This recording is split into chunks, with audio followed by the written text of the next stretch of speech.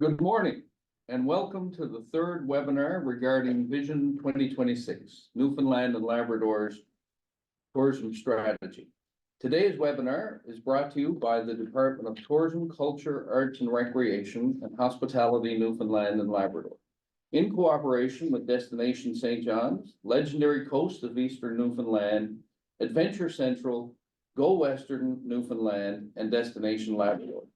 Thank you so much for joining us today. I'm Craig Foley, CEO of Hospitality Newfoundland and Labrador, and co-host for today's webinar. And I'm so pleased to see so many of today's participants who've returned from our last Vision 2026 webinar that was held in November.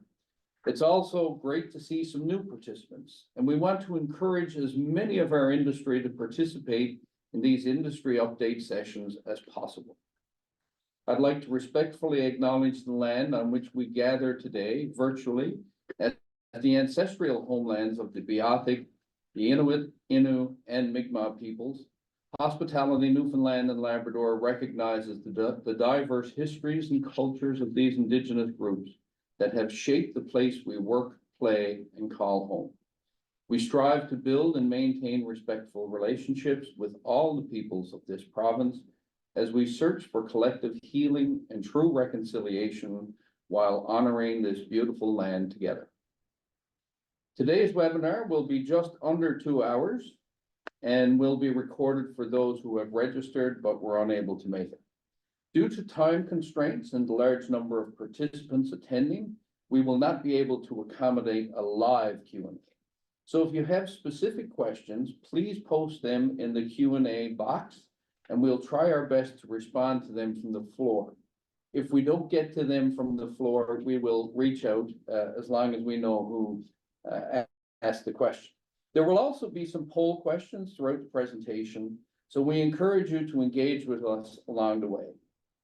Additionally, we will be providing a QR code at the end of the presentation, which will send you to a SurveyMonkey form where you can request a follow-up or ask a direct question. Before I introduce my co-host, I did want to update you on the leadership and governance pillar, specifically concerning the signing of an MOU between Hospitality Newfoundland and Labrador, the 5 DMOs, and 2 other provincial groups, NLETA and NLOA. This MOU is a significant accomplishment and has taken over a year to formalize, but it ensures that when industry speaks to government, it is with the aligned support of the entire sector. Furthermore, Hospitality Newfoundland and Labrador has signed an MOU with TCAR that ensures at least quarterly meetings with the minister, 6 meetings with the deputy minister, 12 meetings with the assistant deputy minister, and 2 leadership summits in the fall and spring.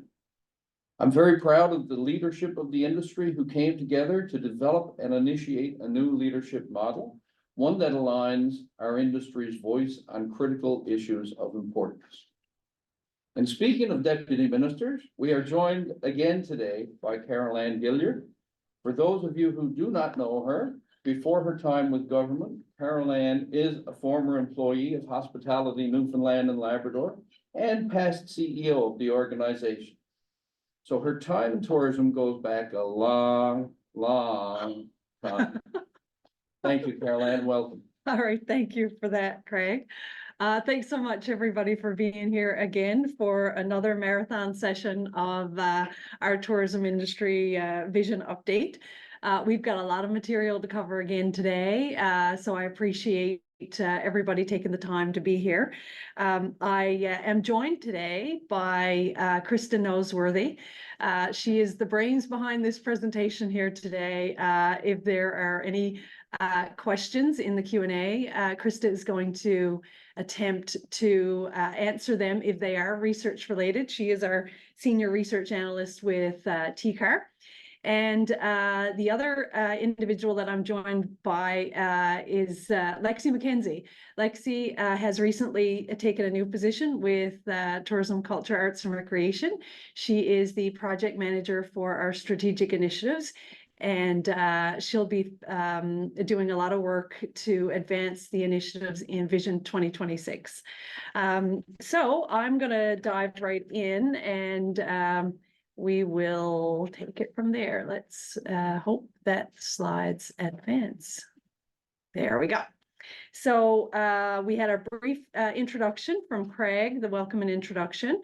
I'm going to start the presentation today in just a few minutes and go through the preliminary visitor exit survey findings, which is really exciting.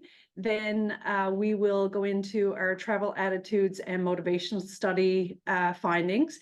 Then I'm going to take you through an overview of our 24-26 transformation action plan and our draft performance measurement framework. And then finally, the other objective that we have here today for our session is to gather feedback from you.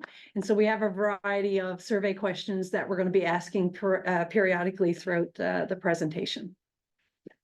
So very briefly, as you will recall, when we launched Vision 2026, I had identified a three-phased approach. The first two phases would be taking us up to Vision up to 2026. Our first phase was the transition phase of 2022 to 23, which is where we said that we would do a lot of the foundational work, do whatever we needed to do, analysis and planning that would take us into the transformation phase, which is about 2 months old now. We started as of April 1st of 24. One of the key goals that we had set out when we launched the vision and identified transition phase was that at the end of the transition phase, at the end of 2023, we wanted to have reached recovery in terms of visitation and spending. So I'll get into a little bit of that news in just a minute. So when we are going through the presentation, you'll see different colors throughout. That is reflective of the 8 pillars of the vision, which are on the screen right now. We have an action plan for all of these pillars, and that's the blueprint that we're working on for the next 2 to 3 years in our transformation action plan. I'll get into more on that later. And then finally, I wanted to put up this very wordy slide, which is just some of the key activities that we had engaged in for the the transition phase. And we did things that we needed to do to get us on the right foundation following the pandemic. So those were, establishing a transition action plan, launching the Tourist Accommodation Act, a really big important piece of legislation. We did the review of Vision 2020 and the public-private leadership model. And you can see right down throughout this whole entire list that we achieved all of those actions that we said we would, including completing a marketing strategy review, which is guiding our strategies for the next couple of years. We did enhancements in experience. We did a new research plan and managed to check off a bunch of research projects that we really desperately needed to help guide our path moving forward. So I won't go into all of this, but I think I've presented on a lot of this stuff before. But if there are any questions on any of these activities, please don't hesitate to ask. And I wanted to take this time to thank every single individual that works within our organizations here at TCAR in government, at Hospitality Newfoundland and Labrador, the DMOs, our partners in other departments of government, and especially the tourism industry organizations that have all come together and rallied to accomplish all of the things that we set out to do in the transition action plan. So before we get into the guts of the presentation, we thought we would start out and get ourselves our blood pumping with a couple of survey questions. So I'm going to turn it over to Craig, and he's going to lead us through those couple of questions. So in what region in the province do you operate?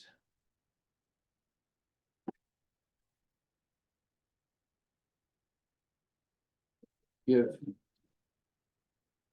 just a few more seconds, I think, to answer that question. I think we can close that now. Okay, so we got a good dispersion throughout the province, which is great to see. And I think we have a second question.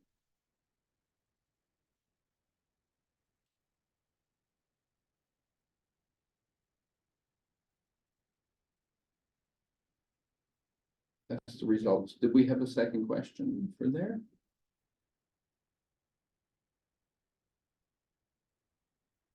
We will hold that question. Hang on, we may, there we go. Thank you.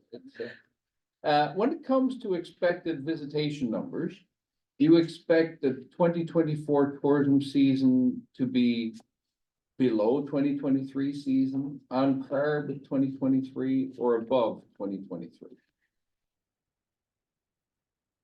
About 30 seconds for everybody to register your opinion.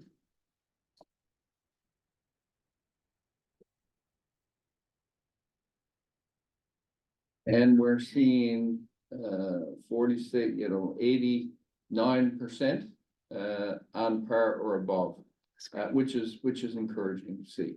It's always a nail biter for us leading into a season, as I'm sure it is for everyone. Okay, thank you so much. Excellent. That was nice, easy questions to get started with. They'll get progressively tougher. Yeah. Okay, so we're gonna get into the visitor exit survey preliminary results. And I will say at the beginning of this presentation that these are the high level results of the visitor exit survey that we did in 2023. There is a great deal more analysis that we have to do and reports that we need to put out. So we'll certainly be, I'll certainly give you an indication of some of those other additional pieces of work that we have to do beyond just the preliminary data that we have here today. So what I'm going to kind of take you through for the visitor exit survey, we'll do very briefly project overview, methodology, and tourism landscape and context. Then we'll get into the non-resident spending and visitor estimates, a bit about our visitor profile, trip profile, and visitor satisfaction and feedback, and a little bit about some of those other reports that will be coming out in the weeks and months to come. So from the overview and methodology, the survey was a much needed update to existing information on non-resident visitors. It allows us to improve our annual estimates of visitation and spending, and to update our visitor characteristics.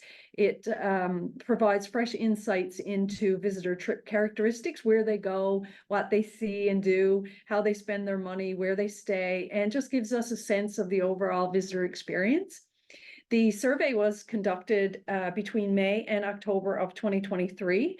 Short interviews were conducted at the 6 main exit points for airports: St. John's, Gander, Deer Lake, and Goose Bay, and at Marine Atlantic in Argentia and Port aux Basques. So after a short interview with eligible visitors, they were invited to complete a longer online main survey to provide more detail about their trip. So we distributed a total of 28,000 short interviews. 28,000 short interviews were conducted, and over 4,600 main surveys were completed. So that was about a 26% response rate, which was very good. The resulting data was weighted to ensure survey sample reflects the entire existing non-resident population.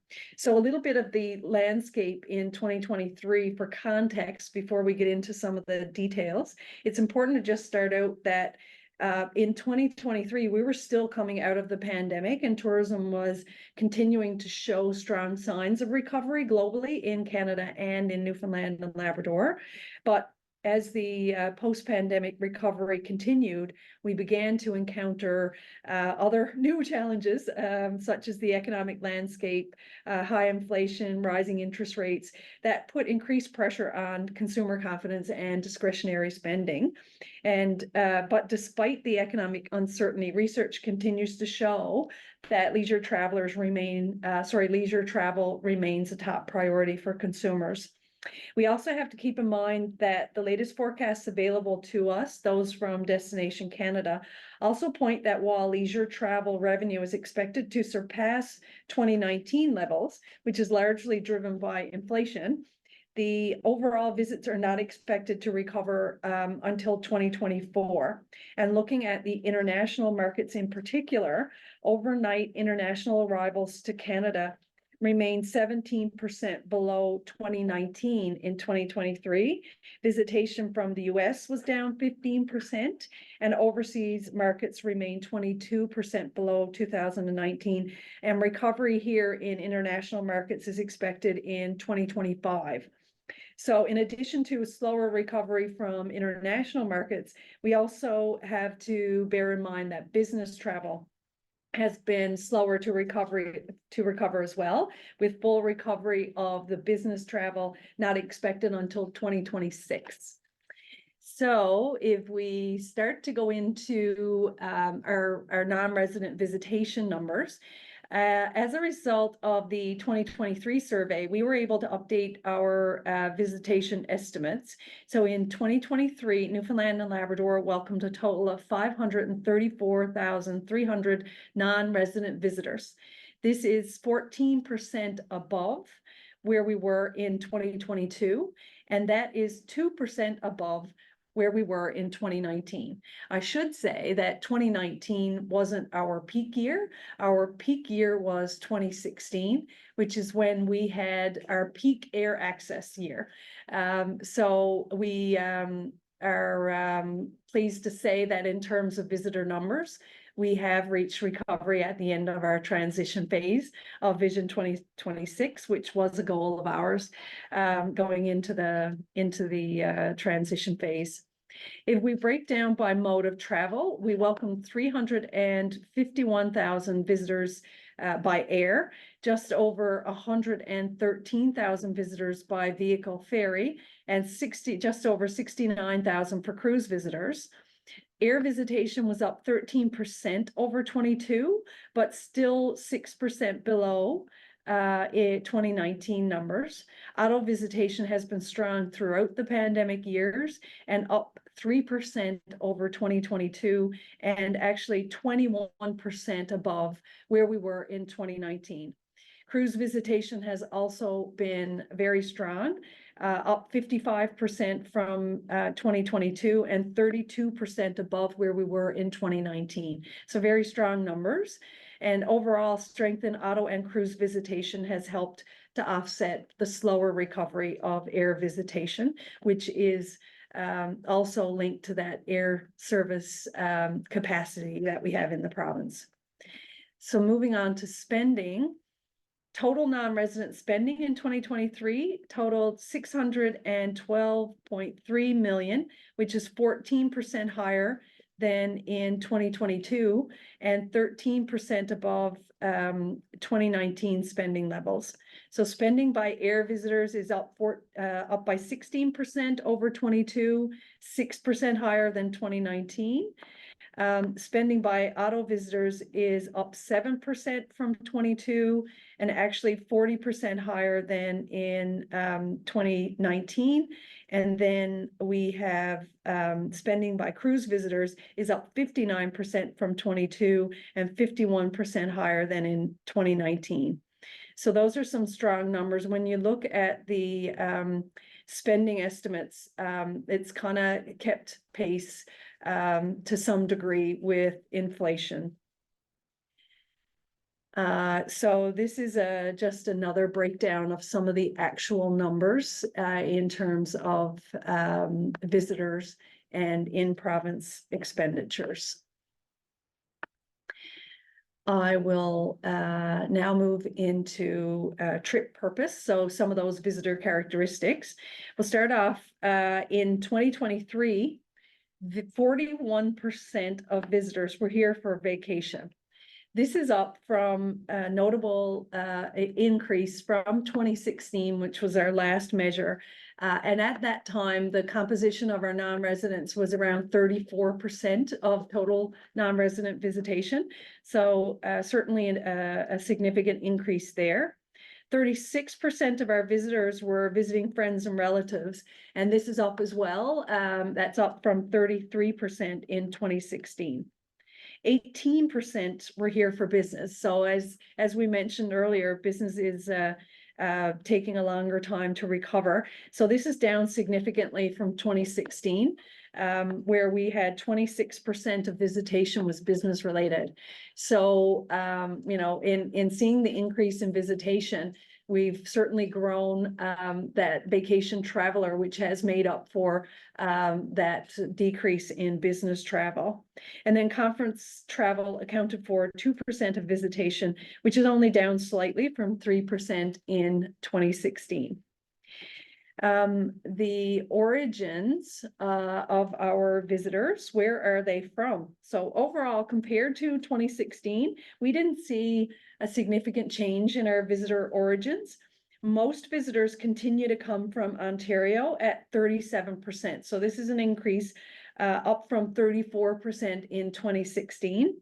The next largest share comes from the Maritimes, around 1/4 of visitors, about 24%, which is down just slightly from 26% in 2016. Collectively, another 19% came from BC, Alberta, the Prairies, and Territories, which is down slightly from 2016. So when we look at where the bulk of that visitation would come from, 19% of that 5% will come from BC and 11% from Alberta. 6% of our visitors are from Quebec, so we did see a little bump in growth from Quebec, which is up from 5% in 2016. 10% of visitors are from the US, which is up from 8% in 2016. So the US remains our largest market outside of Canada. And if we look at just the vacation segment of our US visitation, 16% of our vacation visitors are from the US. 5% of our visitors are from overseas, which is down 6% down from 6% in 2016. So not much change in our international markets, with the US and Germany still at the top of our source markets. If we look at trip purpose by origin, we can see that Ontario and the US skew to vacation travelers, while the Maritimes and other Canadian markets skew towards VFR. So Ontario is still certainly one of those really important key markets for us. When we look at mode of travel, or how our visitors travel here, we can see that as of 2016, the vast majority of total non-resident visitors arrived by plane, so 80%, while 20% travel by vehicle or ferry. This is a slight shift from 2016, when 84% arrived by air and 16% drove here. So we did see more auto visitation than in 2016, but this increase is driven by the VFR market, who are more likely to drive in 2023 than they were in 2016. It's also driven in particular by the Maritimes and US markets, as I mentioned earlier. If we look at just vacation visitors, 74% travel here by plane, while 26% travel by vehicle or ferry. So while vacation visitors are more likely to drive compared to visitors overall, we did not see this increase in visitors arriving by car or ferry for the vacation segment in 2023. In 2016, 72% of vacationers traveled by air and 28% by car. So vacation visitors, we actually saw a very slight decline in the share choosing to travel by car and ferry. We asked auto visitors why they chose to drive here instead of traveling by air, and the top reasons cited were the ease of exploring and flexibility. Cost savings was identified as a secondary reason. Just about 1/4 said that they wanted to experience the ferry as part of their trip to Newfoundland and Labrador. When it comes to party size and composition, Not much has changed since 2016. Overall travel party size is 1.9, which is up slightly from 1.8 in 2016. Travel parties that drive to Newfoundland and Labrador have larger party sizes at 2.2 than those who fly here at 1.8. Party size varies by trip purpose as well, with vacation visitors having the largest party sizes at 2.2, then VFR, which is 1.8, business at 1.4, and conference visitors at 1.5. In terms of party composition, we see a slight decline in solo travel, which is likely driven by less business travelers who are more likely to travel solo. But most vacation visitors are traveling as couples with no children. When we look at visitor age and household income, moving into those demographics, we see some increases in visitors in the younger 18 to 44 age bracket compared to 2016. This group now makes up 30% of our visitation, while it was 25% in 2016. There has also been a slight decrease in the share of visitors 55 plus, so 44% in 2023, which is down from 47% in 2016. The 65 plus bracket remains unchanged, with 21% of visitors being 65 years or older. That was the same in 2016. But when we isolate just the vacation visitors, we notice even more significant shifts. The share of vacationers in the 18 to 44 age group has increased to 26% from 17% in 2016. Obviously, we've got to do some drilling down to understand what's behind some of these shifts, but it's certainly interesting at a high level. The share of vacationers who are 45 plus declined to 67% from 77% in 2016. The share of vacationers who are 55 plus declined to 53 from 60% in 2016. And the share of vacationers who are 65 plus declined to 27% from 31% in 2016. When we look at the average household income, we also see some shifts, and some of this is expected given that wage growth has we've seen wage growth generally since 2016, but visitors are reporting income brackets, income in all brackets below 100,000 has decreased. Visitors are now even more likely to report having been in a household income of over 150,000. So 35% of our visitors earn 150K or more, compared to 28% in 2016. We also wanted to get a better breakdown of the higher income visitors, so we added some income categories at the higher end of the 2023 exit survey. And so we see that 20% of visitors have average household income of over 200K, including 11% of those earning 250K or more. The income breakdown looks similar across all visitor segments of VFR, vacation, and business travel. Overall, around average length of stay, visitors stayed 11.5 nights on average. So auto travelers stay longer, averaging about 15.3 nights in the province, while air visitors average about 10.6 nights. Visitors stayed longer on average in 2023, up from 10.8 nights in 2016. Average length of stay varies according to trip purpose, with vacation visitors averaging about 10.8 nights, VFR staying longer at 12.5 nights. Business travelers averaging about 9.9 nights, and conference visitors have the shortest stay at about 5.3 nights on average. The overall increase in length of stay is largely driven by the VFR segment, whose average length of stay increased notably compared to 2016 from 11.6 up to 12.5. Vacation visitors also stayed slightly longer at 10.8 nights, which is up from 10.4 in 2016. So that was one of those goals that we did have around increasing the length of stay of our vacation visitors. When we look at the length of stay by origin, we see that international visitors average the longest stays in the province at 18 nights.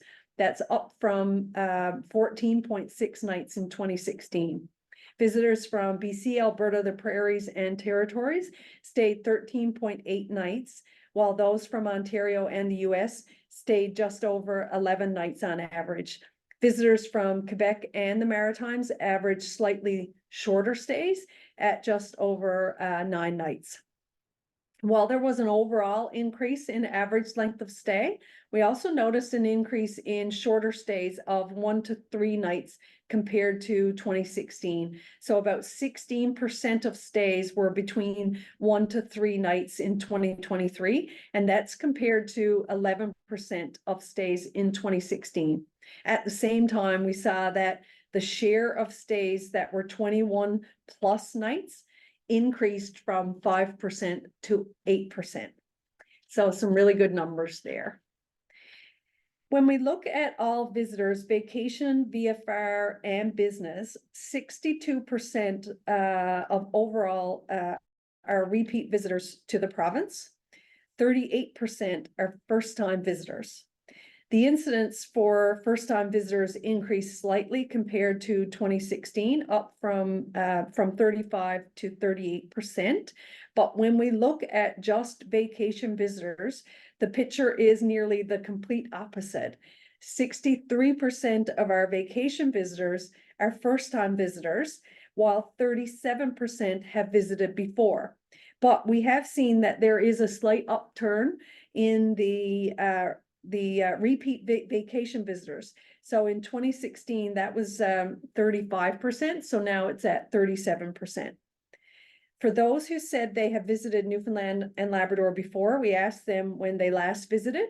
Around 20% of visitors actually said that they have visited earlier in 2023. So they visited twice in 23, and half of those visits were VFR. Most repeat vacation visitors visited pre-2020. But 29% of them said that they had also visited in 2022 as well. So they may have visited maybe a number of places throughout the province, and then when they came back, they wanted to drill down into further into some of those destination areas. When we look at our trip motivators for vacation visitors, the question was asked slightly different in 2023 than in 2016. In 2016, it was more of an open-ended question where visitors could type in their response. So in 2023, we took all of the things mentioned in 2016 responses and used those as categories from which visitors could select their motivators. Overall, the trip motivators for choosing Newfoundland and Labrador for their vacation were scenery, landscapes, coastlines, and the ocean, which thankfully we have in abundance, followed by a bucket list trip. So it's something that they've always wanted to do. It was a trip they always wanted to make. And then followed by people, culture, and history. One of the top motivators included icebergs and seeing wildlife in their natural habitat. The family ties and connections to the province, whales, and other marine life, a previous visit, word of mouth, and a specific area or attraction rounded out the other trip motivators. When we look at regional visitation, this is one of those areas that we do need to drill down and provide a good profile on what the changes are regionally, but at a high level. This question was also enhanced from 2016 version so that we could try to capture more detail on the communities visited and what visitors did in each region. So more detailed regional analysis is to come, but we'll just touch on the overall here today. Compared to 2016, which was that banner year for us, there were only really small shifts in regional visitation patterns. Visitation same day and overnight was slightly down in the St. John's area, with 70% of visitors visiting St. John's, which was down from 74% in 2016. Visitation to other parts of the Avalon Peninsula was also slightly lower at 40% compared to 42% in 2016. Visitation to the eastern region was up slightly from 31% in 2016 to 33% in 2023. Visitation to the central region remained unchanged from 2016, with 35% of visitors visiting the area. Visitation to Western was also just slightly down from 39% to 38%, while visitation to Labrador was down 7% to 5%, from 7 to 5. Looking just at vacation visitors, visitation was lower across all regions compared to 2016. Visitors may have limited the number of areas of the province that they visited compared to 2016. Now we'll look at some of the activities and experiences.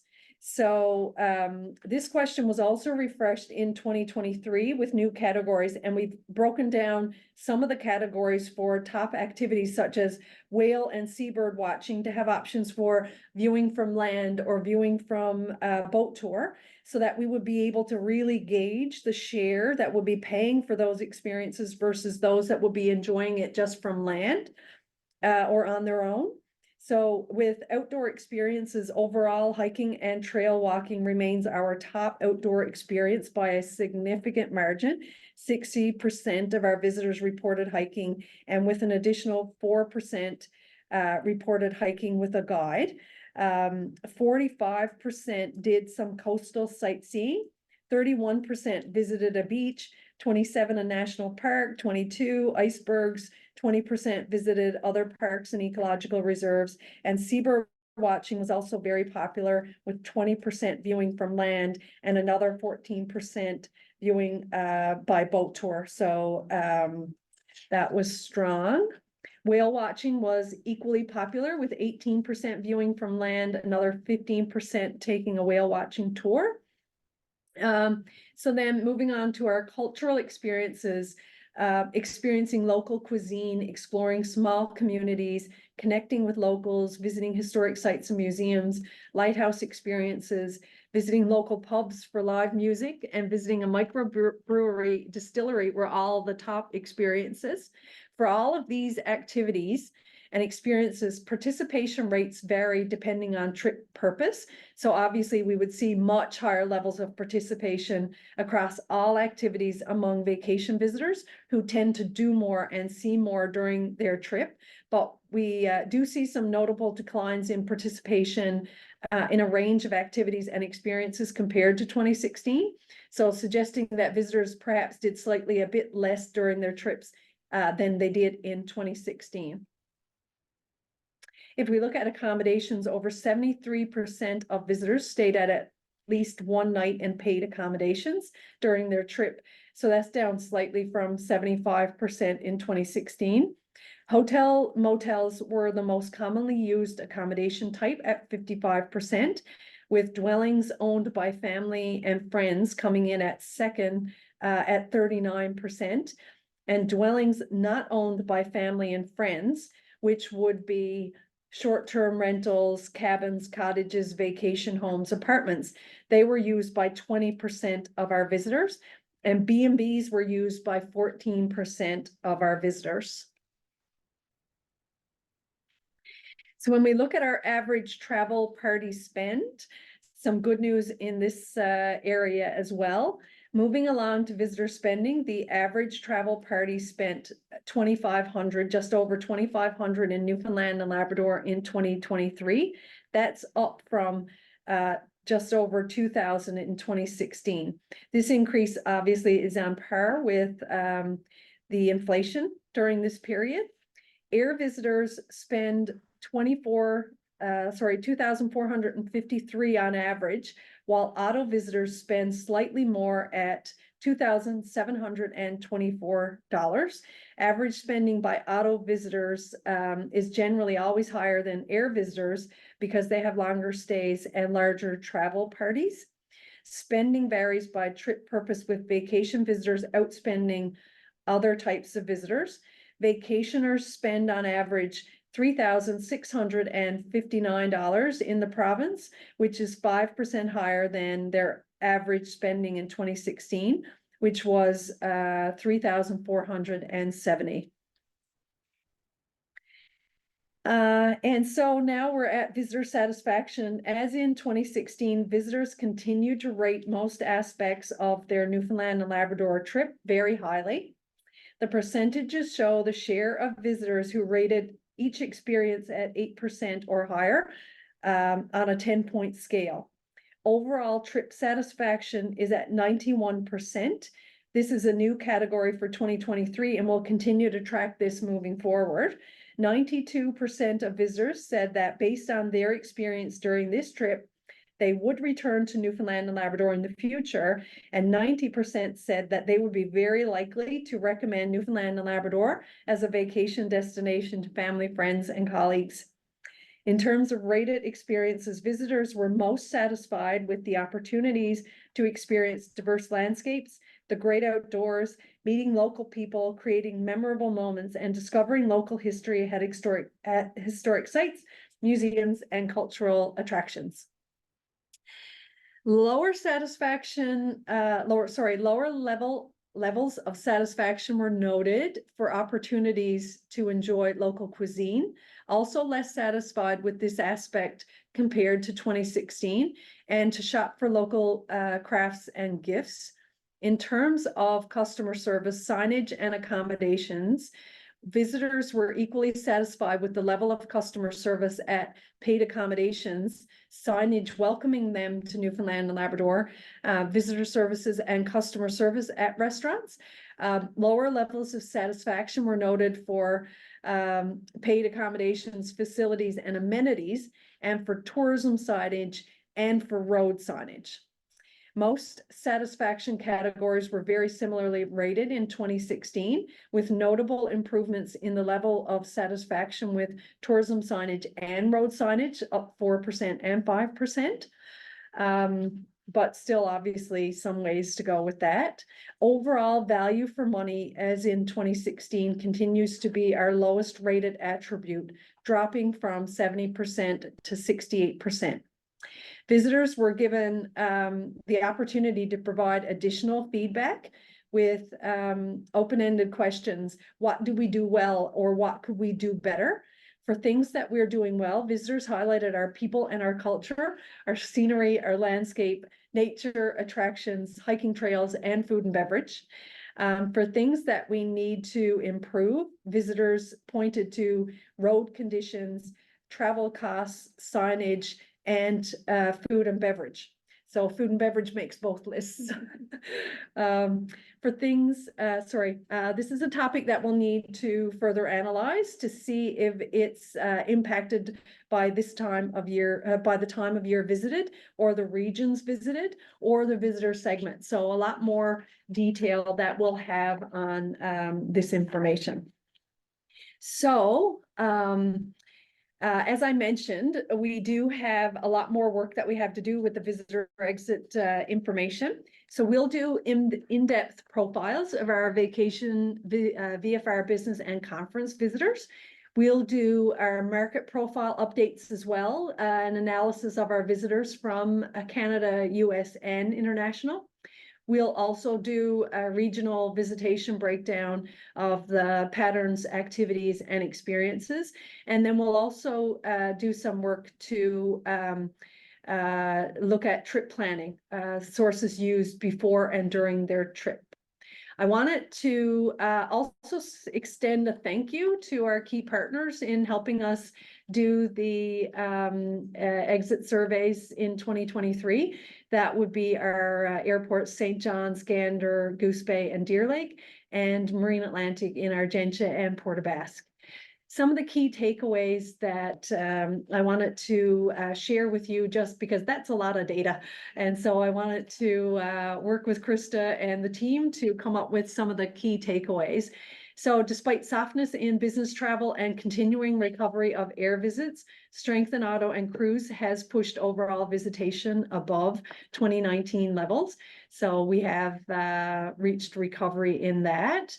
At 41%, the share of vacation visitors has increased significantly, up from 34% in 2016. We have visitors are staying longer, and the average length of stay for visitors to Newfoundland and Labrador continues to be significantly longer than in competitive destinations. There is an upward shift in repeat visitation by vacation visitors.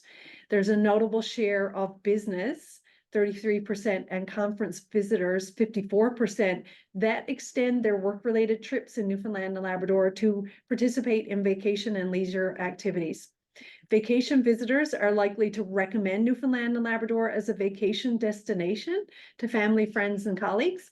Visitors continue to be very highly satisfied with their trips to Newfoundland and Labrador.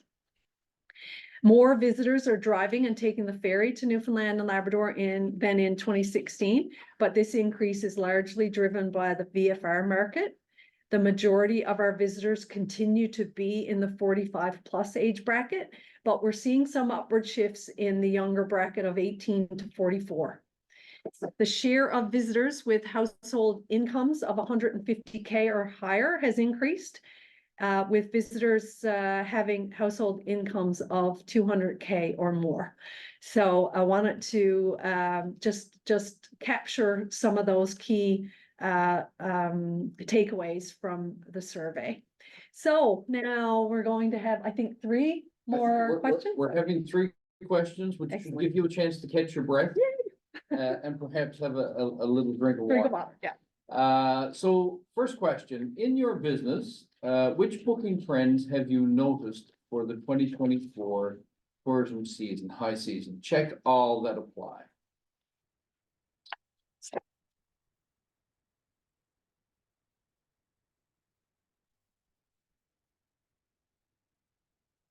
Another 10 seconds on that.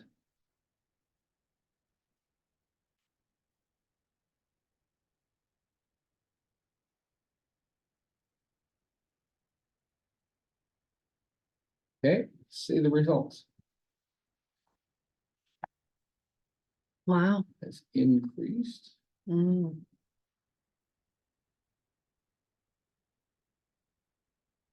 Well, some good stuff there. It is. Lead time for bookings has decreased. That is something that we've been hearing a lot.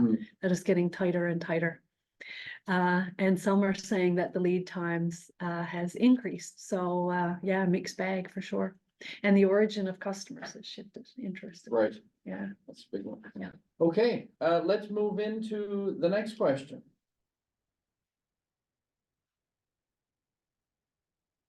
So in your region, which area of focus do you believe would have the biggest impact on visitor satisfaction?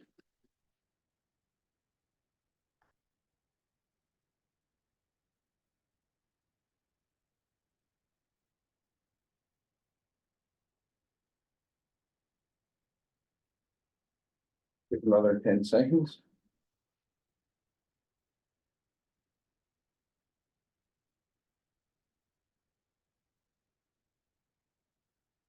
And the drum roll, please. Mm. Yeah. Cost of travel. Yeah. Well, that is that's interesting, and it's timely, because the next section, when we talk about the path to purchase, some interesting data there to share. Sure. And our third question.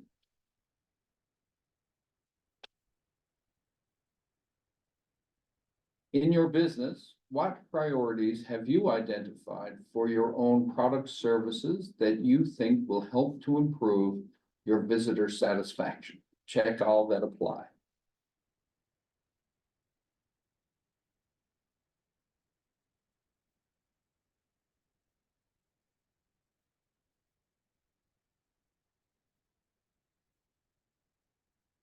For 10 seconds.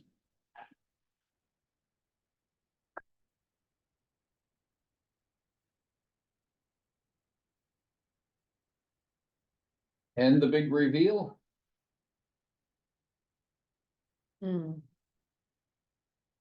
Very good. Well, I'm delighted to see improving the sense of arrival for visitors at your business. That one is something that we identified that in the last product development, and we've made great strides. So glad to see that that's important for people. It makes a big difference, the reception that you receive as soon as you arrive. Excellent. And are you ready to begin again? Have you I got some am, bread? yeah, I have one sip. I'm Okay. good. Yeah. Okay, I'll just close that and get the slide advanced. Okay, so it's not as much data. I'm not going to throw as much data at you this time, but I wanted to present the highlights. Again, this is preliminary. We need to do a drill down on all of this as well. But in 2023 and in 2024, early 2024, we did conduct the Newfoundland and Labrador Travel Attitudes and Motivational Study. So the survey objectives that we had for this one was to examine post-pandemic travel motivations, attitudes, interests, and behaviors of Canadian travelers. We wanted to determine non-resident perceptions of Newfoundland and Labrador as a travel destination. And really, one of the most important things that we wanted to look at was where, assess the path to purchase for travel to Newfoundland and Labrador, and where are some of those barriers in the path to purchase. So we did look at Newfoundland and Labrador, and 8 other competitor destinations were included in the study. And the survey period was from December 23 to January 24. So we looked at a mix of Canadian travelers. It was travelers that maybe hadn't traveled here. It could be people that had traveled here, or people that had expressed some consideration that they had some interest in Newfoundland and Labrador. So a little bit of background here. So when let me just make sure I'm on the right slide. Yes, I am on the right slide. Okay, Canadian travelers took an average of just over 3 trips over the past 3 years, with another Canadian province and the US being top destinations. Nearly half of Canadian travelers have an annual vacation travel budget of $4,000 or less. Now, that's the broad Canadian traveler. When you look at those that are more inclined to come to Newfoundland and Labrador, they might have a higher travel budget. So that's a lot of the analysis that will certainly have to do about where the Newfoundland and Labrador traveler would fit in this. But they would go on average of 2 trips per year, implying strong competition among destinations to attract visitors. Travel motivators and vacation experiences sought by Canadian travelers align in many respects with what Newfoundland and Labrador has to offer and is perceived well. Canadian travelers are more inclined now than in 2013, which was the last time we did the TAMS research, to indicate that vacations are a time to splurge, but they are still seeking value for money. Newfoundland and Labrador ranks high among Canadian travelers in terms of travel advertising awareness, but low in destination knowledge and destination awareness and consideration. So Newfoundland and Labrador's path to purchase is similar to that of the other Atlantic Canada provinces, with 2 specific conversion bottlenecks identified, which I'll take you through.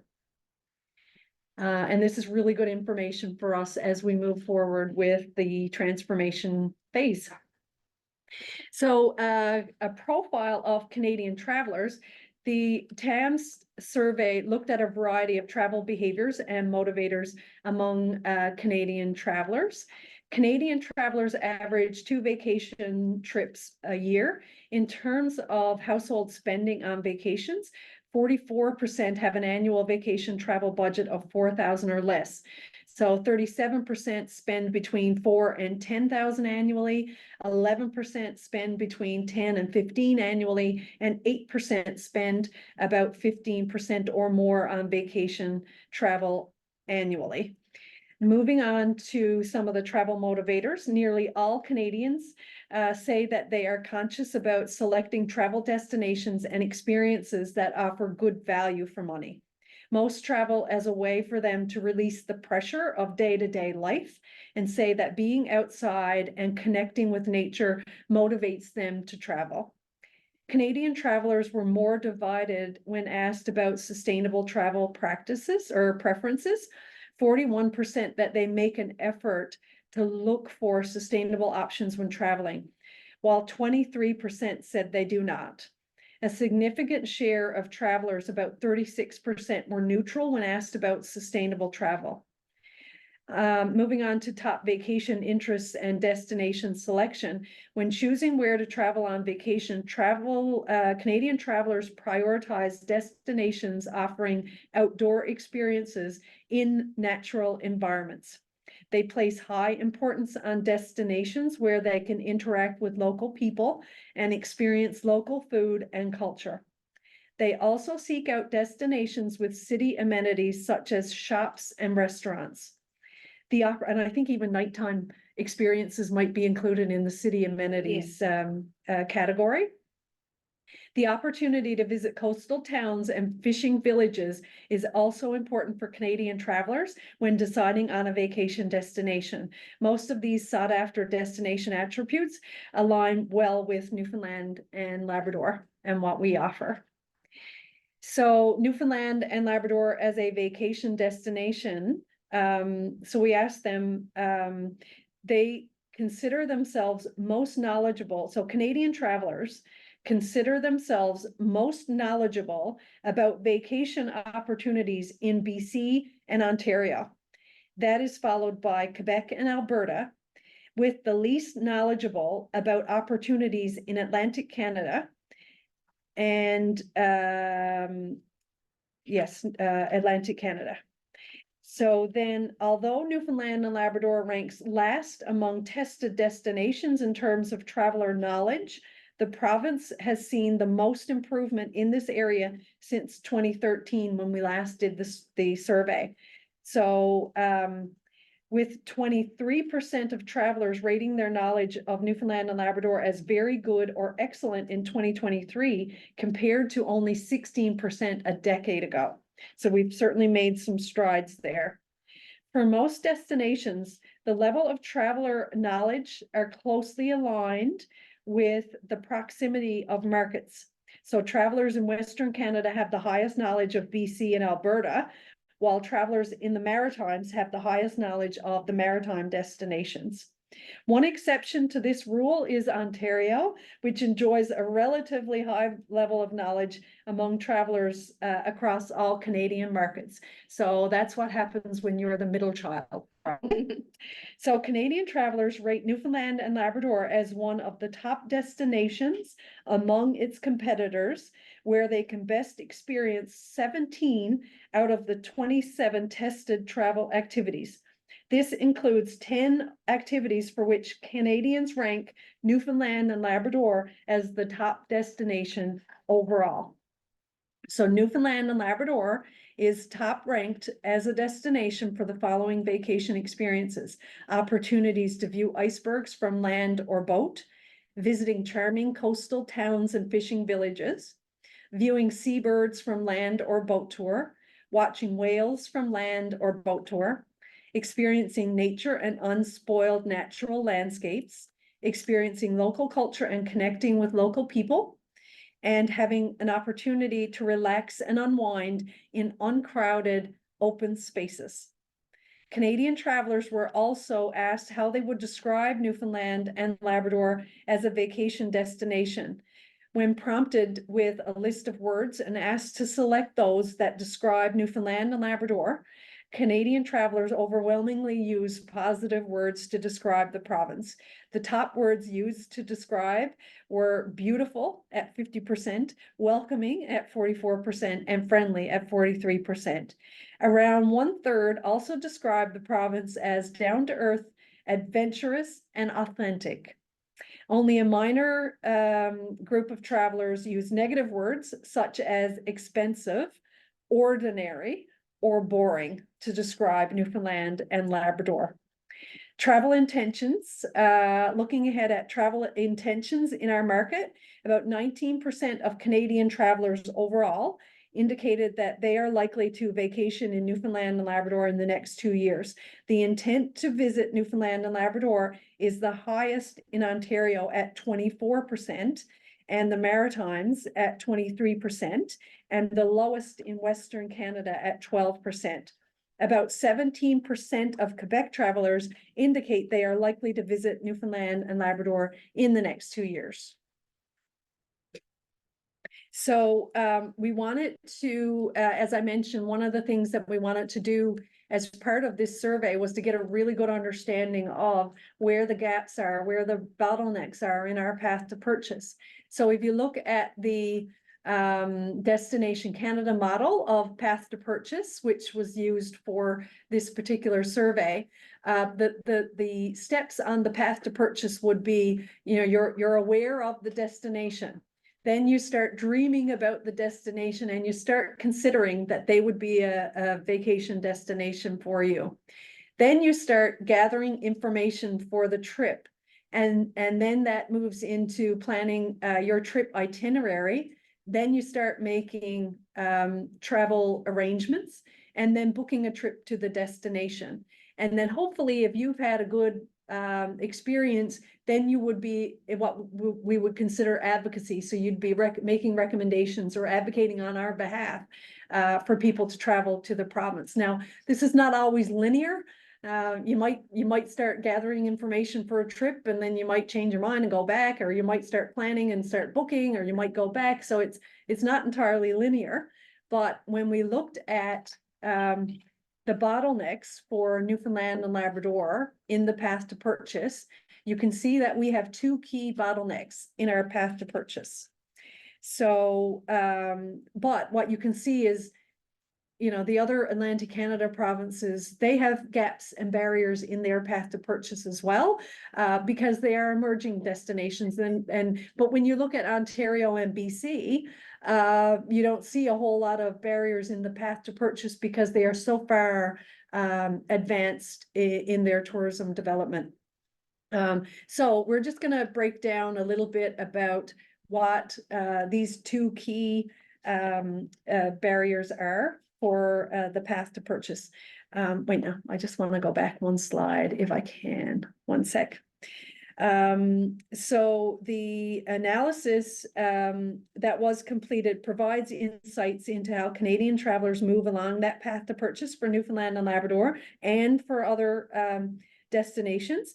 This research will help us refine our marketing strategies and provide better service to potential visitors, thereby helping to increase the number of visitors to Newfoundland and Labrador. The chart shows Newfoundland and Labrador's progress in converting travelers at crucial steps in that purchase cycle relative to our top competitors. So you can see that Newfoundland and Labrador ranks among the destinations with the lowest awareness levels, 75%, ahead of New Brunswick at 73%. Awareness in this sense is the percentage of travelers who have ever thought of Newfoundland and Labrador as a potential destination. This means 25% of Canadian travelers have not thought of taking a trip to Newfoundland and Labrador, an early barrier in the path to purchase. So we're going to get into the two conversion bottlenecks. Those are areas where Newfoundland and Labrador underperform relative to the other tested destinations. Geographical distance and logistical issues contribute to these bottlenecks. But despite the bottlenecks or the challenges identified, overall conversion rates to Newfoundland and Labrador are comparable with the other Atlantic provinces. All of the destinations tested, with the exception of BC, Ontario, and Alberta, encountered bottlenecks at various stages of the path to purchase. So when we look at the first bottleneck that we have identified with moving potential visitors from dreaming about a trip to Newfoundland to actively considering a trip, 25% of Canadian travelers dreaming about a vacation to Newfoundland and Labrador have been dreaming about it for 5 years or longer. So there's a substantial share of travelers who've been dreaming about a visit for a long time and have not taken the next step. Travelers in the dreaming stage were asked what it would take for them to seriously consider and start planning a vacation to Newfoundland and Labrador. The top response for them to actively consider Newfoundland and Labrador was the cost of travel to the destination would have to be affordable. Better affordability was also the top consideration for travelers dreaming about most of the other tested competitive destinations as well. So this wasn't unique to Newfoundland and Labrador. However, at 49%, the share of travelers citing more affordable travel costs as a factor was largest for Newfoundland and Labrador. In addition to affordability, the availability of convenient transportation options to the destination plays a larger role in converting dreamers to active considerers for Newfoundland and Labrador more than any other destination. Overall, the share of dreamers citing many of the factors shown in the chart is higher for Newfoundland and Labrador than for other destinations. So suggesting that the bottleneck is likely the result of a compounding effect that prevents dreamers from moving to the consideration stage. So then when we look at the second bottleneck, was in gathering information for a possible trip to a more detailed itinerary planning. So firming up those travel plans, that's the other bottleneck. 73% of Canadian travelers in the planning stages of the path to purchase for Newfoundland and Labrador have been researching and planning their vacation for between 6 and 12 months. When asked which challenges, if any, they have encountered while planning, 32% said that they had not encountered any challenges while planning their trip. However, the share of travelers who said they hadn't encountered any challenges was much lower for Newfoundland and Labrador compared to other destinations. So, for example, 44% of those planning trips to Quebec and Ontario said they haven't encountered any challenges. 51% of those planning a trip to BC said they did not encounter any challenges. So ours at 34% was certainly lower than other destinations.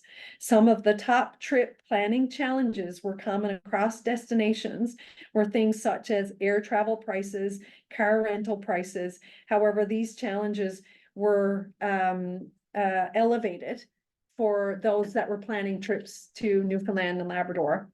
In particular, car rental availability and the lack of direct nonstop flights are especially challenging for those planning a trip to Newfoundland and Labrador compared to other destinations. When it comes to finding information about a destination, however, Newfoundland and Labrador outperformed most other destinations, with very few trip planners citing any challenges in these areas. So some of the other questions that we did ask for the TAMS survey was why other provinces were a better fit for you. And it's a lot of the same things: easier to get there, less time to get there, better fit for my budget, and did not have enough vacation time to go to Newfoundland and Labrador. So some real insights there in all of that data that we're going to continue to process, and it's certainly going to help us adapt our strategies moving forward, but more on that in the next section. Right now, we have some additional survey questions for everybody. We do. Let's jump right into it.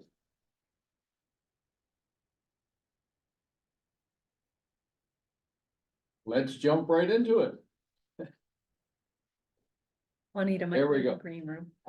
Based on the experience in your own business, which of the items below have potential visitors noted as a barrier to booking their vacation to Newfoundland and Labrador? Check all that apply.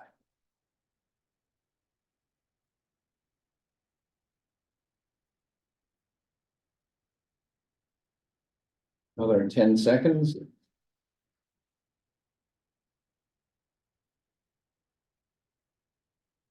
Wonder, will there be any surprises?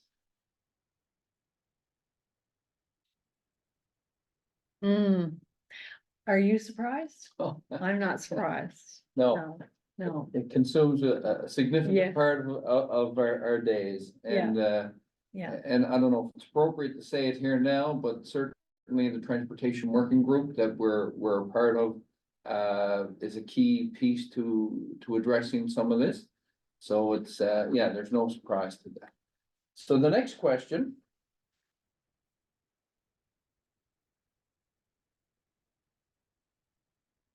Based on the experience in your business, have potential visitors noted the cost of any of the following as a barrier in their path to purchase? Please check all that apply.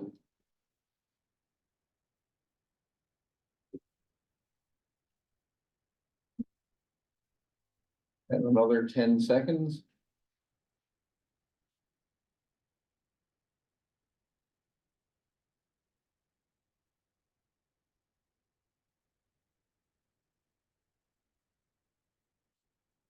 yeah, yeah, and yeah, air travel, car rental. You know, there used to be a time when it was ferry, Marine Atlantic were some of the major challenges that used to be identified. So certainly seeing a shift there. Yeah, Car rentals and air travel are definitely at the top of that list. excellent. Thank you. And Is I there another think question? we have one more. Oh, okay. Nice. Are there priorities that you have identified in your own operations that you think will help address issues with the path to purchase for potential customers? If so, please check all that apply.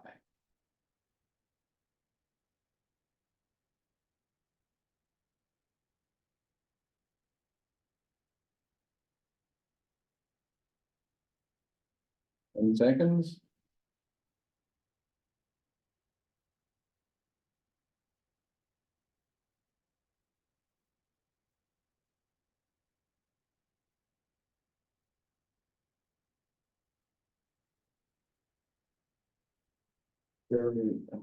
Yes, good, good. These are great indicators, I think, Carol Ann, you know, for us to take back to implementation and other partners on this stuff. Okay, thanks very much for taking the time to do that. Very good. Yeah, the survey questions and answers are really important to us. This is the opportunity to hear from you. And I know at the fall session, the fall update, the responses were very valuable, and we certainly did use that information to help with our planning. Okay, so we're on the last leg. We're making our way to the end of the presentations. And I know everybody hopefully has still got some coffee left in their mugs, and it should be a smooth sail from here on. A lot of information again, but we only get a couple opportunities in the run of a year to have our big, broad provincial presentations. So we want to make sure that everybody has the information that we have. So so we thank you for your patience in receiving all of this information. It's a lot, I know. So as I said at the start of the webinar, we have entered into the Transformation Action Plan, which officially began on April 1st of 2024. So we're almost 2 months in now. When we launched the vision in 2022, we had very clear action plans laid out right up until 2026, but we had the broad strokes of what we wanted to do, but we needed to do all of this research and a marketing strategy review and do some investments and get some analysis done and come up with a new leadership structure in order for us to hit the ground running for the Transformation Action Plan.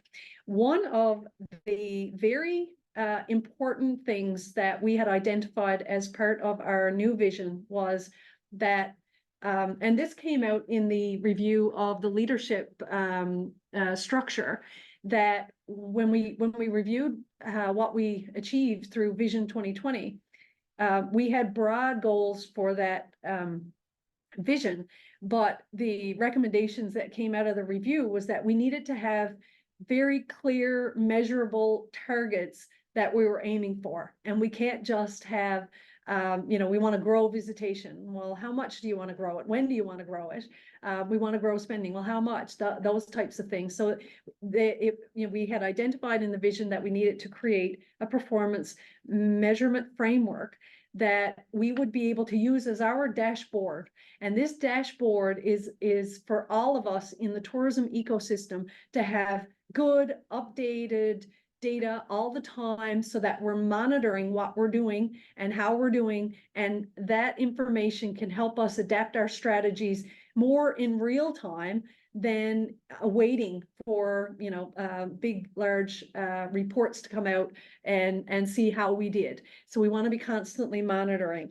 So one of the things that had been identified was that we did need to have a comprehensive performance measurement framework for Vision 26, but we aren't creating this performance measurement framework just for the next 3 years or the next 3 years after that. It's about cementing a performance measurement framework that really helps us to become that, to achieve our vision, but to become that sustainable sector that is seeing sustainable growth year over year. So when we had done the performance measurement framework, we had consultants with Gus Gilroy helped us to do this, so that we had the implementation group oversaw the development of the performance measurement framework, and we are using that to measure our performance, but the performance of the provincial tourism industry. So the performance measurement framework that you're going to see is made up of 4 key parts. The first one is the input level of the performance measurement framework. PMF is what I'm going to be saying from here on out. So the inputs into the framework would be the resources that are required to support Vision 26 activities. The activities are what we are going to do in terms of the most important work tasks that we're doing to achieve the vision. Outputs are what we produce from these activities and these inputs. And then there's 3 layers of outcomes: immediate, intermediate, and ultimate outcomes. So I'm going to take you through that. But when we look at doing up a performance measurement framework, this is not a PMF for the provincial government, or it's not a PMF for the Tourism Industry Association. It's for all of us. And so in developing the PMF, we want it to bring together all of the key organizations so that we unite and come up with what our key targets are. So what I'm going to present to you is the framework. We haven't honed in on the targets yet, because we were waiting on all of this research to have a better understanding of how we've grown. So the next stage for us is to establish those targets. But I'll take you through now what the performance measurement framework looks like.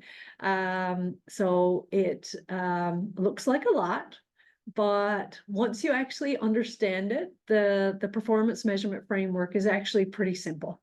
As I said, the top line would be the inputs. So for us, the inputs into Vision 26, largely from a government funding standpoint, we have TCAR, the Industry, Energy and Technology is engaged in and supporting in terms of funding, and ACOA is one of those key partners for us in terms of government funding. Then the other key input is the private-public leadership model, and all of that private public investment that's going into tourism is one of those key inputs, and the collaboration among all of those organizations is really important to prioritize how we're investing and what we're investing in. And that is also the implementation group, which is made up of TCAR, IET, ACOA, Hospitality, Newfoundland and Labrador, and the 5 DMOs. We are the implementation group that's responsible for operationalizing the vision. Those are the top line inputs to the PMF. The activities that we've defined, and I'll drill down a little bit further, but just at a high level, The activities that we're putting into Vision 26 would be market research, marketing, product development, quality improvement, skills and workforce development, and private-public governance. The outputs that we want from those activities are market tracking and analysis that's going to help us have more effective branding and marketing strategies, where we have a more effective product development strategy. We are producing enhancements in our quality. We have good outputs in terms of training and employment numbers, and we have a demonstrated private-public leadership model that is using this PMF to advance and grow the tourism industry, the whole ecosystem. So then we have 3 layers of outcomes, and that's pretty much time related. So your immediate outcomes would be, the things that you produce in more of that short term. And then the ultimate outcomes then would be over time. What are those ultimate outcomes that we want to achieve? So from an immediate standpoint, we want to have increased reach and awareness among our targeted travelers. We want enhanced visitor experiences as immediate outcomes. We want increased tourism capacity, and increased private-public stakeholder collaboration would be the immediate outcomes from those inputs, activities, and outputs.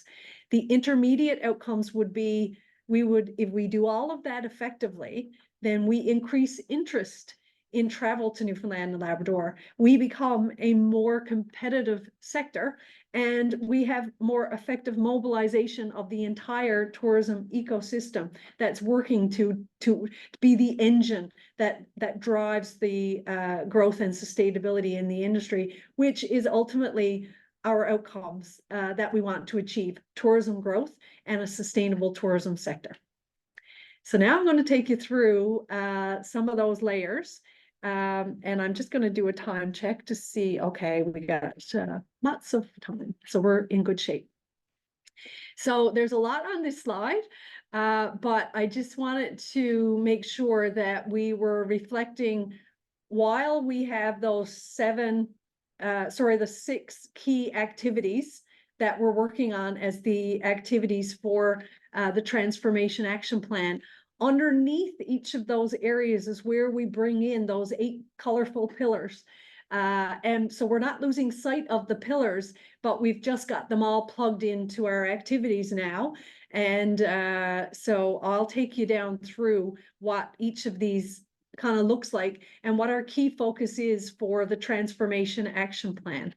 So when we look at our market research, obviously we're very focused on understanding our performance, enhancing our data collection, and doing that analysis that's going to help us come up with key conclusions on how we need to adapt our strategies, whether it's in research, whether it's in marketing, product, any of these areas.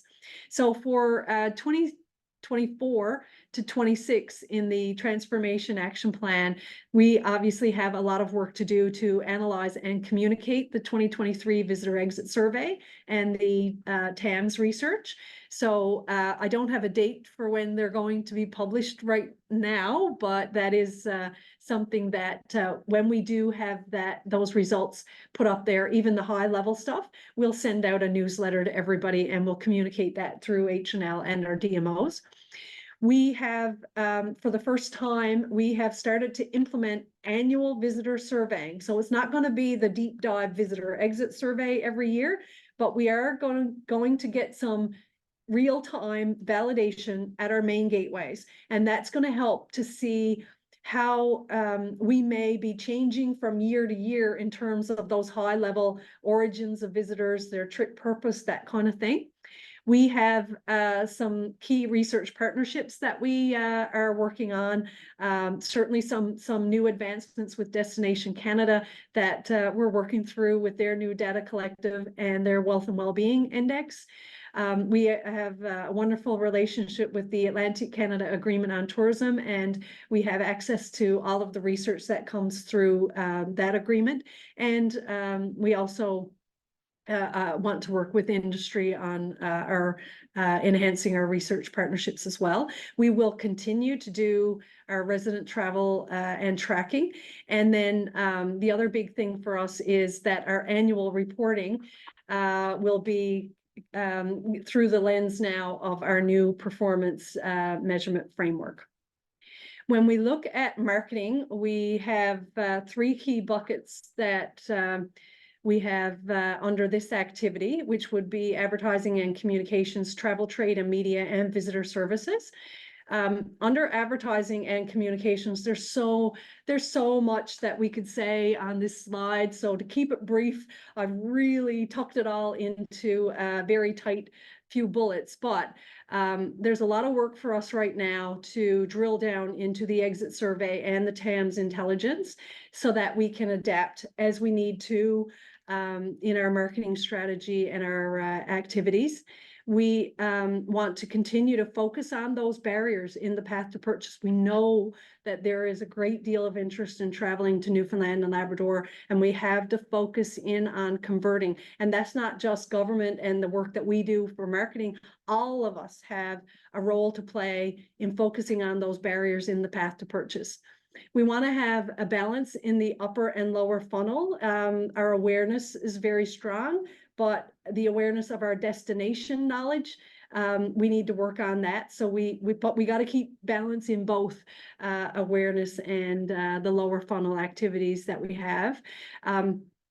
Given the understanding that we have around the impact of transportation, the cost of travel, the ease of travel, and how important that is in conversion, we certainly want to make sure that we have ease of access priority messaging and that we're strengthening our partnerships with transportation providers. We've been doing that over the transition phase, and we will continue to do that.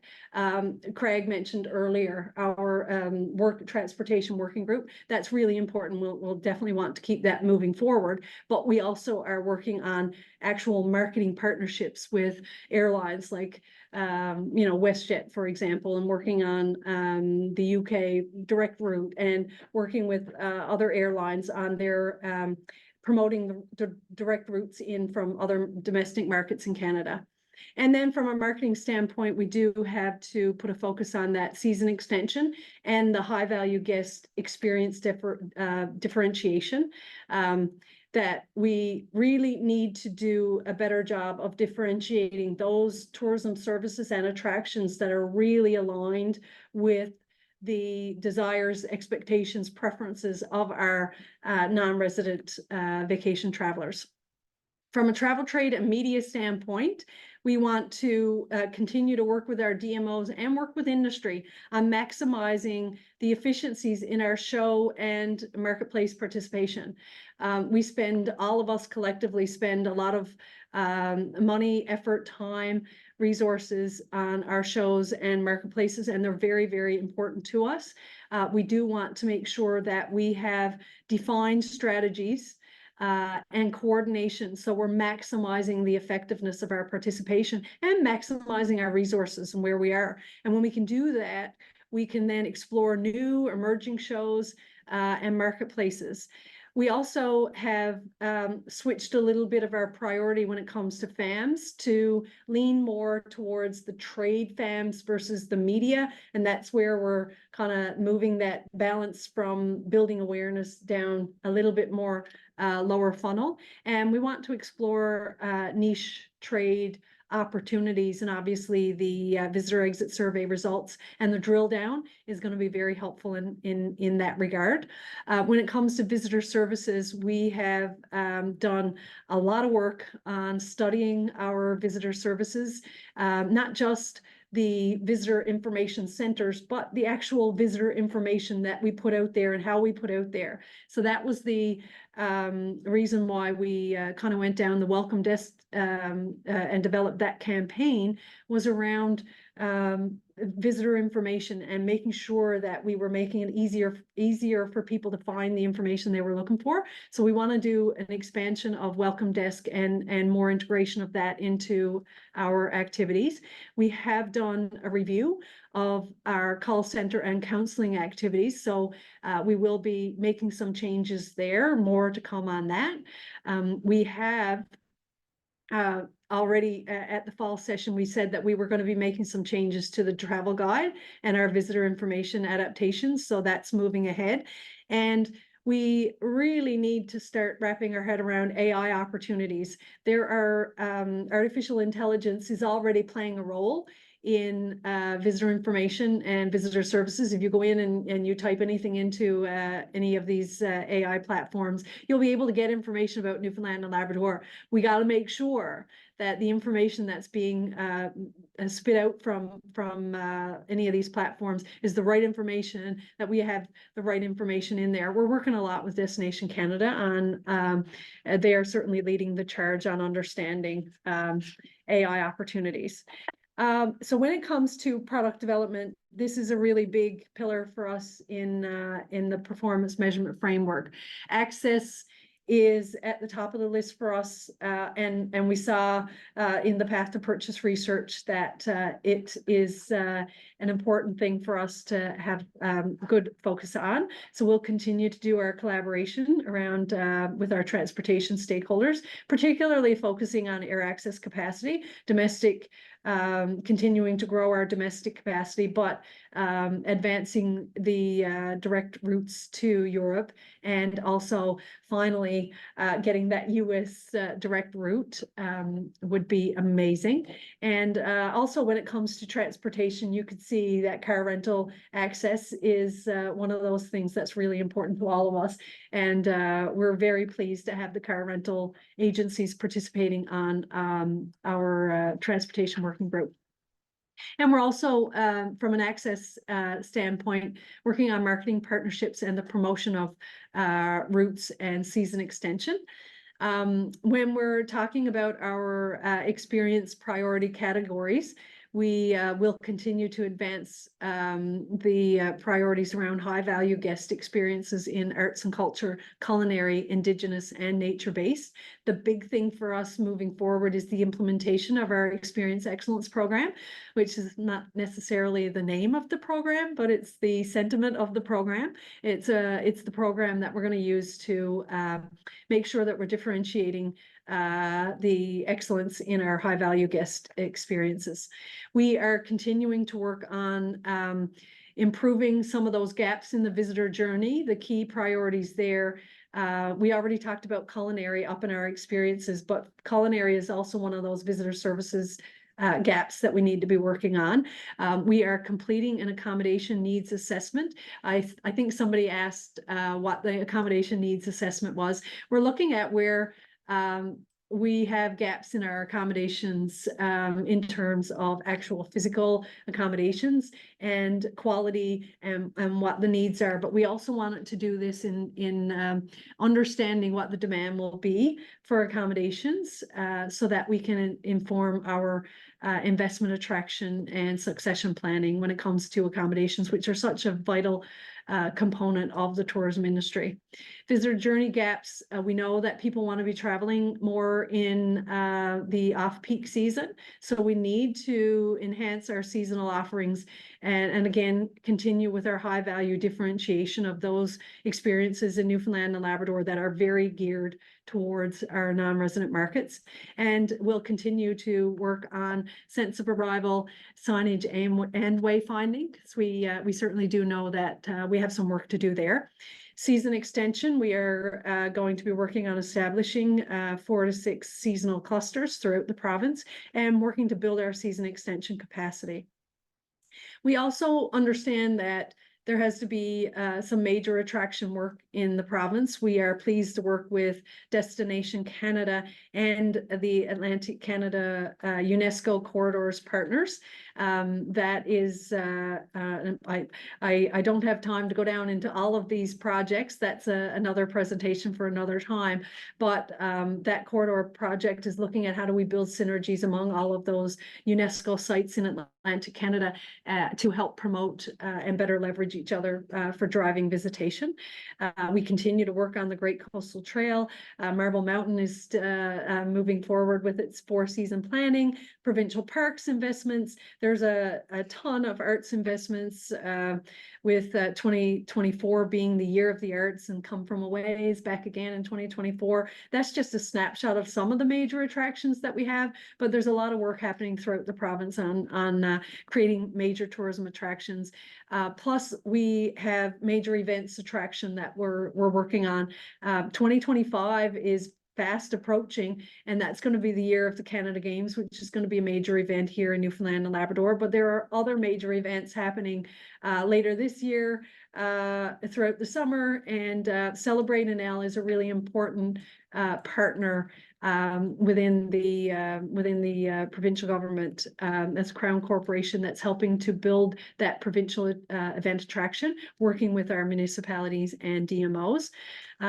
So that's a snapshot of product development, but it's hard to delineate product development from quality improvement to skills and workforce development. But I tried. So the next slide, I've combined quality improvement and skills and workforce development to show you that when it comes to quality improvement, we do have a focus on an experience excellence program. The program was developed we did get the final program components in draft form in April 24. We have some fine tuning to do, but our implementation plan is for a start in 2025. Lexi will be helping to lead a lot of the work to facilitate the partnerships required to launch that program. We are very focused on bringing back some travel trade market readiness. We know that we're just back from RVC, and we've been making a lot of connections with our travel trade operators over the past number of weeks and months to get a sense of where we are for 2024. Our team has been connecting with all of our key operators, and we do know that there's some work that we have to be doing to educate our operators about working with trade, and to bring new people into new operators into the mix, because there are opportunities. And what we're hearing is that Newfoundland and Labrador is doing very well with with our trade partners, but there have been some hiccups along the way this year as well. We will continue to work on digital readiness, and work on our market readiness guidelines for a digital readiness, and make sure that there is access to resources. Climate change resilience is also one of those key things that we know that there are a lot of operators out there that have climate change adaptations that they need to make. They just need to be able to find some sources of funding to help with that. So that's under the quality improvement. Those are the key things there. Under skills and workforce development, Hospitality Newfoundland and Labrador launched the Workforce Action Plan in February, working to continue on quality customer service training. We are working on the promotion of immigration pathways, and have a training providers working group as part of the We Are Tourism brand.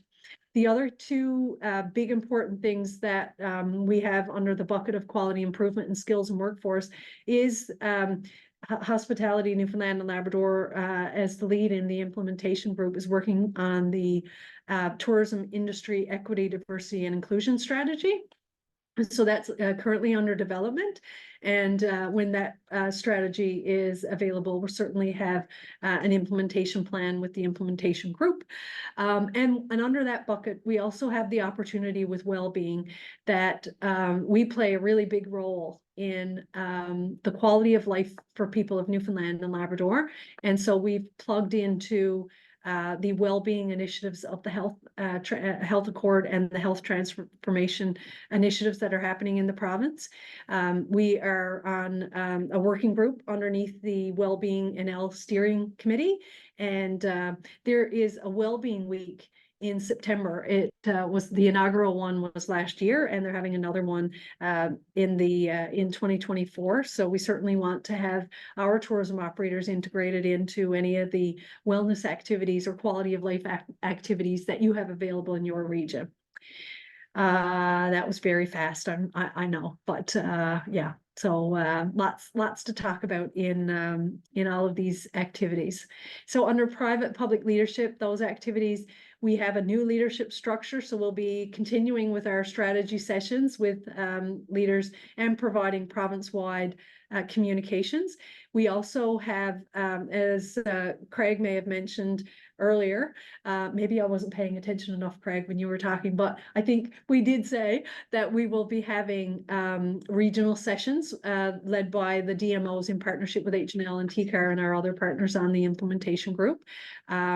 We have our implementation group has our transformation action plan and our PMF.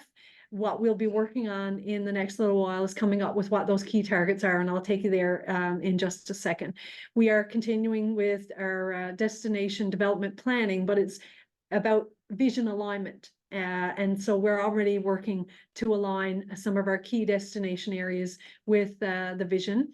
We are going to be undertaking some cluster development and network development, and we want to engage with our DMO boards as important leaders in the province. And with anything, we need to ensure that we are engaging with locals and communities, because we do need their engagement in the tourism industry for that public policy and public support. And the tourism industry obviously is made up of a diverse stakeholder group that we want to engage with. Some legislative and regulatory priorities. We are, you may have heard through, if you are so inclined to watch the House of Assembly, we did we are moving forward with some needed improvements and amendments to the Tourist Accommodations Act. And the Tourism Industry Association, Hospitality Newfoundland and Labrador, is doing some work to address some of the changes that were included in the new Towns and Local Service Districts Act around the collection of accommodation levies. So H&L is taking a lead on that, but it's in partnership with some of our regional groups as well, and working as best we can to work with all of the departments across government that has a role to play in tourism, like transportation and infrastructure when it comes to signage, digital government and service NL when it comes to inspections, and FFA, forestry, fisheries, forestry, and agriculture when it comes to food and beverage. So there's a lot of red tape reduction, consistency, and partnerships that we want to continue to grow across those departments. And then the sustainability of tourism assets in the province. So that's the activities. So quickly, when we drill down into what we want, the outputs of those activities, as I said earlier, the outputs are really having better market tracking and analysis so that we're enhancing our performance metrics, and we have good up-to-date data all the time. We're having an understanding of where the barriers are in our path to purchase, and that we have a good understanding of the brand of the province and our brand health. When it comes to our branding and marketing strategies, the outputs are the flavor of our campaigns, where we are, the results of our operator referrals and our sales, the budgets and investment, our trade and media show lists, and our FAMs, partnerships that we produce. When it comes to new products developed, we want to have those outputs of new products developed in our categories, and having greater high-value guest differentiation in our experiences, that the output is more product investments, that we have our clusters and networks established, and we have more seasonal offerings. Then when it comes to quality assurance and training and employment, that we have our experience excellence and our market readiness program participation, that there are more workforce opportunities, that there are tools and resources available to the industry, and that we have established partnerships to help us, because we can't do it all, but we're working with partners to help us do that. And then when it comes to the demonstrated private-public model, that we have good, strong leadership engagement, that we have collaborative efforts, and that we have effectiveness in our structure. And that then takes us to the outcomes and the goals that we are going to aim to achieve by all of that I talked about. which is increased reach and awareness among targeted travelers, enhanced visitor experiences, increased tourism capacity, and increased private-public stakeholder collaboration. So if we are successful, we'll see results in our brand metrics, in our campaign metrics, in the social media reach and our engagement, travel, trade, and media results. So having a good understanding of how we're measuring our results in all of these areas is really important. And we already have access to the data in some areas, but in others we have to create it so that we are able to measure. When it comes to enhanced visitor experiences, that we have the ultimate outcomes is that we are enhancing the high value experiences available in the province, that there is engagement in our experience excellence, that there are accessible, inclusive experiences, that we're creating progress from having our clusters and networks, and we're seeing regional dispersion of travelers from that. We're getting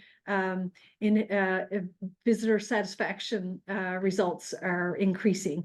Our net promoter score, how we're ranked, and the advancements in our visitor journey gaps. When it comes to increased tourism capacity, that we would be able to measure that in terms of the changes in our employment, the progress of our clusters and networks, access and connectivity measures, signage and wayfinding progress, our scores around digital readiness, and our operator engagement in programs.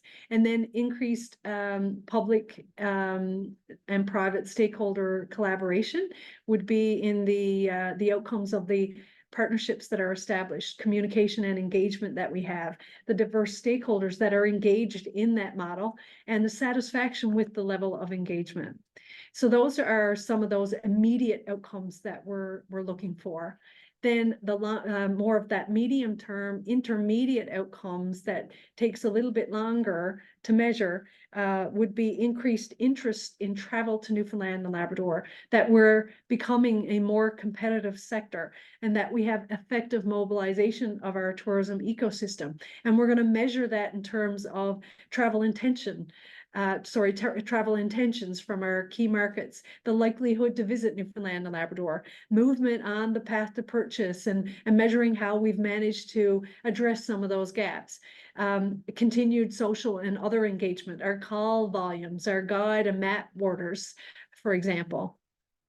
Then when it comes to a more competitive sector, we're going to be measuring that in terms of the extent of our competitive strategies, or that our strategies are competitive with other destinations, the extent of our stakeholder engagement, that we are seeing increased engagement among our stakeholders, that we are seeing increases and enhancements in our private and public investment, that we are making progress in addressing some of those visitor gaps, the extent that we're improving our accessibility, perceptions of tourism, our path to purchase performance, a change in the investment environment, and visitor satisfaction. And then when it comes to the effective mobilization of our tourism ecosystem, we would measure that in terms of perspectives of alignment, the extent of our collaboration, the extent of legislation and regulatory progress, perspectives on our sector support, and perspectives on leadership. So a lot of these things may be measured in terms of data being collected, but others would have to be, we'd have to get the results in terms of qualifying that with surveys to industry and to our customers. And then finally, the ultimate outcomes that we want to achieve, that we are going to establish targets for, would be for the two key areas of our ultimate outcomes, which are tourism growth and a sustainable sector. So under tourism growth, we are going to establish targets for visitation and spending, for length of stay, for direct contribution to GDP, share of overall GDP, our labor income and our employment levels, number of businesses, and investment attraction. And then under sustainable sector, we would be identifying targets for perspectives on our sustainability, the level of resident support for tourism, level of locals and community engagement, the perspectives on the value of tourism, the extent of tourism recognition in the province, the extent of a supportive business environment, and the extent of capacity and critical elements in our industry that supports us to be a sustainable sector. So for example, this is not written in stone, but this is where our heads are. We got a lot of work to do on this, but we're thinking that, for example, when it comes to visitation, we would have targets like attract more visitors in peak and off-peak seasons. So we would have to define what we consider our peak and what we consider our off-peak seasons. So I think we all largely consider that May to October is our peak season. But within that May to October, then that there's in some areas, June, July, and August is really the peak. And then for some, May might be an area where we need to do some season extension, or October might be an area where we need to do some season extension. So this is all left to be defined. But what we're thinking that we'll have as our ultimate outcomes will be something like we want to increase the overall number of non-resident visitors to the province by X percentage annually. And so we got to do our analysis to see where we've been in order to come up with some reasonable targets on that. We also want to do things like increase the number of non-resident visitors in off-peak season and have a target associated with that. We also want to increase resident in-province tourism activity annually. We are looking at extending stays. So we would say something like increase the share of longer stays by non-resident vacation visitors. So our current share was at 33%. So we want to increase the share of longer stays by our vacation visitors. We want to maintain a high average length of stay relative to other regions, destinations, competitors. So this is kind of the line of thinking that we have. And then so on, we would create new and enhance existing high value experiences. We would increase travel to all regions and have targets on that. So increase overall visitation and share of overnight stays to each region, increase room night sales and total room revenues generated by registered accommodations, and then increase tourism revenue and contribution to GDP. And we anticipate that under the sustainable sector, we also have targets established for that, but it's more of that qualitative data that we would need for measuring that impact.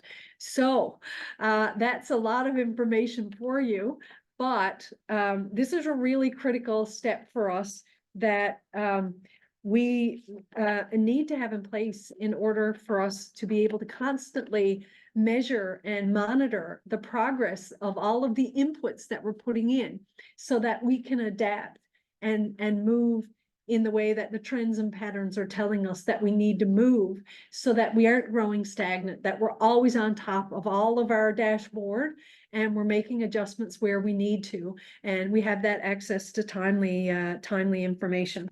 So I think there might be a poll question. Yes.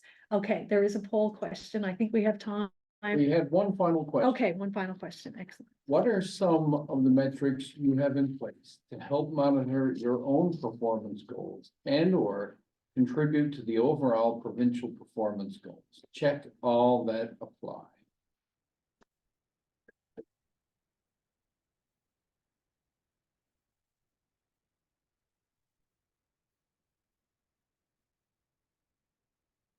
Ten seconds.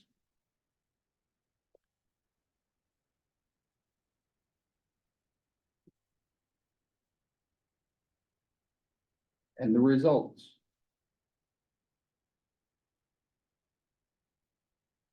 Yes. Visitor numbers. Okay, so a good number of people are collecting information about customers, including their origins and taking note of trends. I'm sure this is exciting stuff for Krista to see. Yeah, I think you're pleased with the result. Yeah. Yeah. Well, Excellent. thank you very much for taking the time and filling out those poll questions. They do give a sense, I think, to us. Yeah, And it's helpful to have that feedback, even though having over 170 people on this webinar, we can't have that two-way communication. That's one way that we try to achieve. Caroline, thank you very much for this important update. There was a lot of information shared there.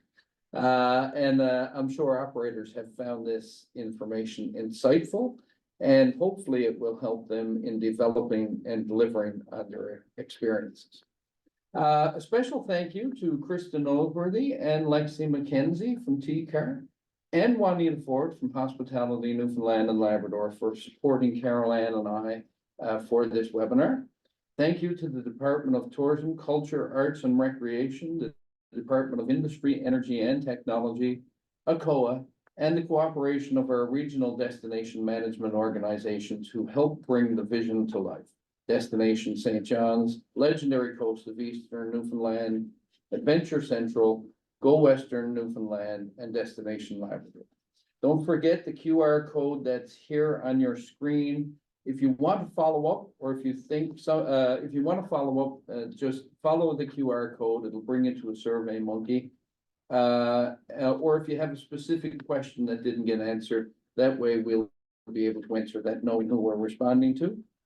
And if you think there was somebody who could benefit from participating in these sessions, but they're not on here, please reach out and encourage them to be present the next time.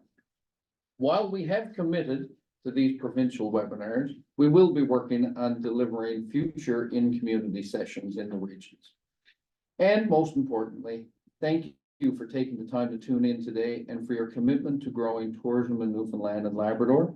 Good luck, and I hope you all have a prosperous high season. Have a great day.